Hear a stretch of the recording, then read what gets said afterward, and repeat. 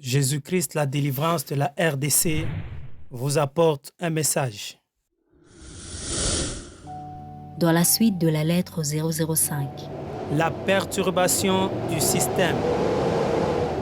le bouleversement en cours ne peut être contenu ni par les hommes qui se disent être les plus forts dans cette nation, ni par aucune organisation de ce monde, car Dieu est en train de désamorcer le système pour amener les grandes puissances de ce monde à s'occuper chacune des affaires de son pays, au point où s'occuper des affaires de la RDC sera une charge à déposer. Le fondement d'un Congo nouveau a déjà été posé, à savoir Jésus-Christ. Peuple congolais, le règne de Jésus-Christ dans notre pays fait partie du plan de Dieu.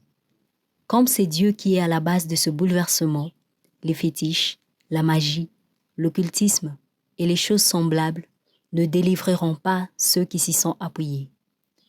Le père, la mère, le frère de tel ou tel autre, les hommes parapluies, les hommes appuis, les intouchables, à quelque niveau que ce soit, ne sauront pas délivrer leurs protégés.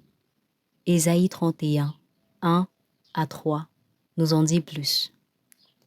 Les grandes puissances, les pays qui font la terreur parmi les nations seront incapables de délivrer leurs pions placés au milieu des Congolais, qu'ils soient Congolais ou étrangers.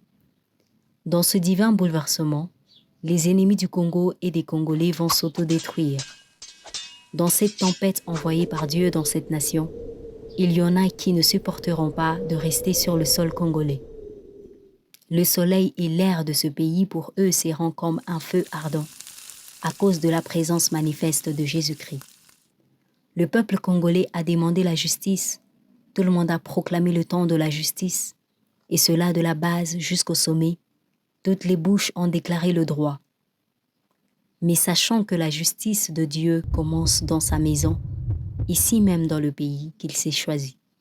Dans ce pays, tout le peuple va connaître ce qu'est la justice de Dieu, car nul n'échappera, même certains animateurs de l'appareil judiciaire congolais.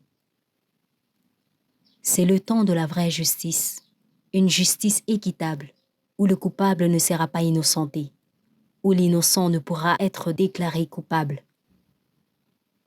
La justice de Dieu ne favorise personne. Ceux qui sont experts en faisant disparaître les traces de leurs crimes et de leur mauvaise gestion doivent savoir ceci. Il est impossible d'effacer ces traces dans sa propre conscience.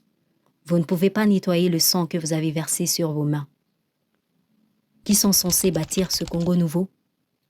Vous lirez dans le livre de Psaume 24, 1 à 4. C'est ceux que l'Éternel a agréés au travers du sang de Jésus-Christ.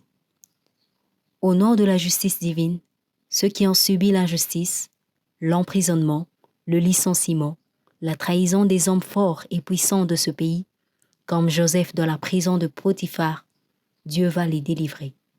Genèse 39, 19 à 20 nous relate cette histoire. Peuple congolais, la justice de Dieu arrive, car Jésus est le législateur, le juste juge, l'avocat suprême. Devant lui, la justice des hommes est comme un vêtement souillé.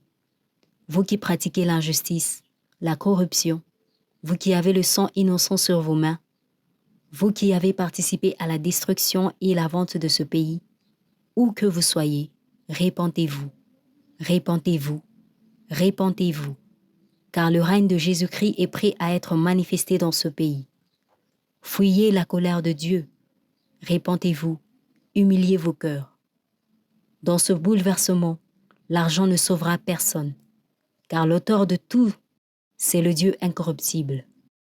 Personne ou rien ne peut l'influencer. Aucune recommandation ne passe chez lui, sauf une repentance sincère au nom de Jésus-Christ. Cette perturbation va provoquer la chute et le relèvement de plusieurs dans ce pays, à cause de Jésus-Christ. La lumière va prendre le dessus sur les ténèbres, la vie sur la mort, la paix sur la guerre, la justice sur l'injustice, l'amour sur la haine et l'unité sur la division. RDC, lève-toi, car ta lumière arrive.